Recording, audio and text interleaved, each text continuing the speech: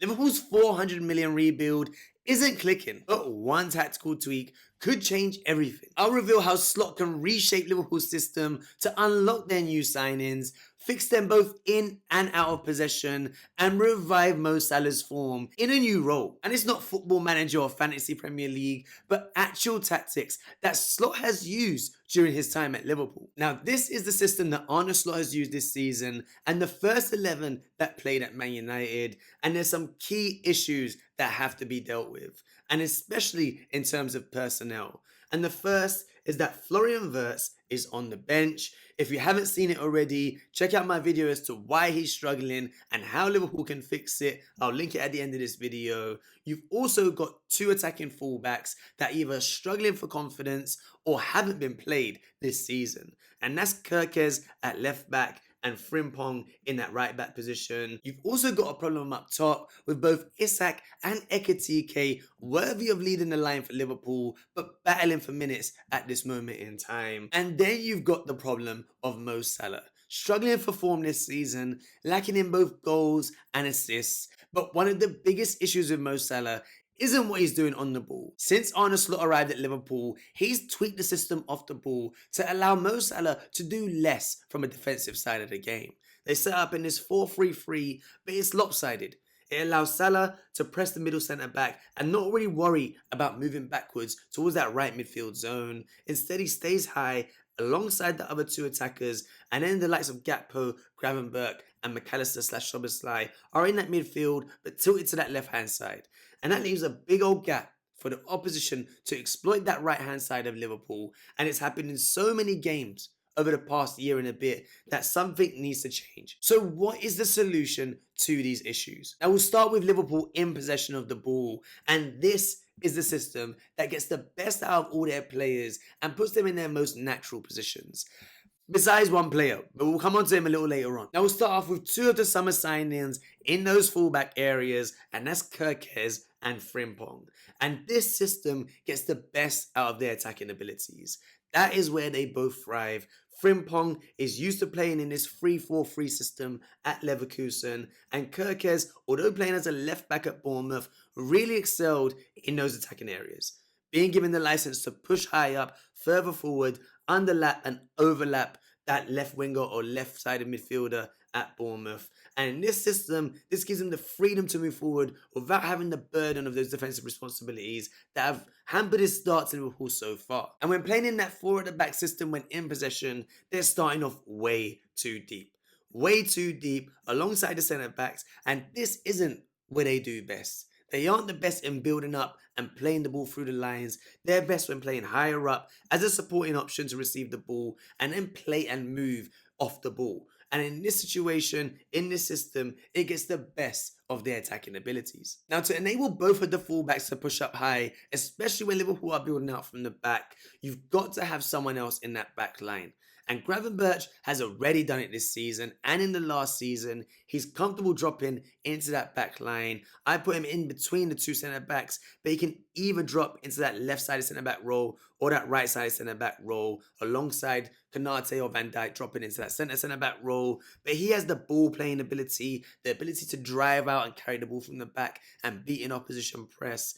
And that allows him to be comfortable in that back line and really help Liverpool build out from the back. And then you've got McAllister and Szoboszlai in that centre midfield. You don't have to compensate by dropping one of them for Florian Wirtz. You can get all three of those players into that centre midfield zone. And I think it really helps Liverpool in build up. Szoboszlai is comfortable drifting into these wide areas and finding pockets of space. McAllister's really good on the ball, finding those progressive passes through the lines into the likes of Wirtz, Isak and Salah. And by playing these players in these positions, especially in the build-up phase, it protects them against counterattacks. Moving up in that 3-2 shape, even allowing, as they build up towards the opposition box, Gravenberch to move forward and Szoboszlai and McAllister ahead of him into a 2-3 phase, it just protects them against these counterattacks. It makes them a bit more secure in the middle of the pitch, where they've been counterattacked a bit too often. And not only do Liverpool have the comfort of that 3-2-2-3 rest defence, it allows them to push the fullbacks on, Kerkez high and wide, Frimpong high and wide, Salah, Isak and Wirtz in that top line, and have a nice little attacking structure, just like they did against Man United, but it just didn't have the right profile of player in those positions. But now, with Isak central, Verts in that left half space, you got a bit more freedom and a bit more movement in that attacking line. You got Isak that can stretch the play, but Florian Verts in his natural left half space position, and with a wing back outside him that's a bit more natural, can link play with him, little 1-2s, and get the best of Florian Wirtz this season. Not only that, but what you can do is have Gravenberch and McAllister at the base, with Szoboszlai in that right half space, Wirtz in that left half space, and Isak and Salah up top. And then what you've got is a nice little box midfield. Again, the adaptability of this system, with the personnel of players picked for it, gives them a bit more flexibility in how they attack the opposition, adapting for different opponents while still putting the players in their best positions. But now we have to discuss Mo Salah. Everyone is speaking about dropping Mo Salah, but I don't think that's the answer. He's one of the highest paid players at the club, only given a contract in this past summer. He has the potential to explode in terms of goals and assists, and I think now is the time to transition Mo Salah to a new position that will get the best out of his abilities and extend his career. And I think now is the time to convert Mo Salah into a striker. If we go back to that 3-4-3, when in possession of the ball, you got Florian Wirtz in that number 10 position. But the interesting part is the role of Isak or Ekitike and Mo Salah. Rather than typical central striker roles, they'll play more as split strikers. They did it a little bit against Crystal Palace. It didn't work because of the setup of the rest of the team. Ability of Isak or Ekitike in that left striker role to drift into these wide areas, link with Florian Wirtz in that left half space, and Kerkez potentially overlapping or underlapping. And then Salah, you know what he loves to do. But that ability when the ball's in that right side with Konate to just make that outside run from in to out into those wide areas, and then Frimpong potentially making an overlapping or underlapping run to take players away from Mo Salah is there to see. He's also closer to the box. And this isn't something new. Last season, Liverpool beat Spurs 6-3 away from home. It was a devastating attacking performance, but Slot did something new. He pushed Mo Salah in between Jed Spence and Archie Gray into that right-sided half-space channel. Up top, alongside Luis Diaz in that left-side half-space, playing potentially as split strikers, similar to what I'm asking Slot to do this season. And it allowed Trent Alexander-Arnold to push up high and wide, and he had situations like this occurring.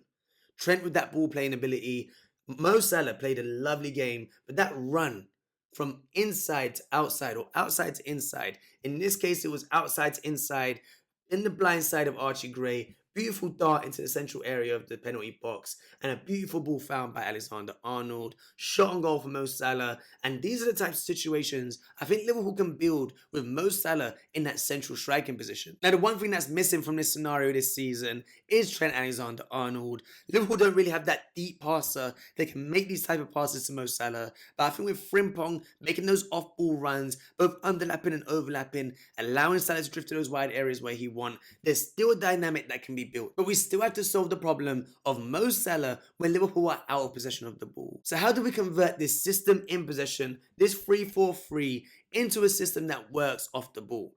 And it's quite simple. All we do is we move Gravenberch back into that midfield zone, Kerkez back into that left back spot, Frimpong back into that right back spot. And then what do you do with these players in that central zone? I think you move Florian Wirtz back into that left midfield zone. You've got Gravenberch and McAllister in that centre midfield zone, and Szoboszlai in that right midfield zone. Makes it more defensively secure. A lot of teams are pressing or have mid blocks in a 4-4-2 structure, and I think it would really suit Liverpool and the players they have.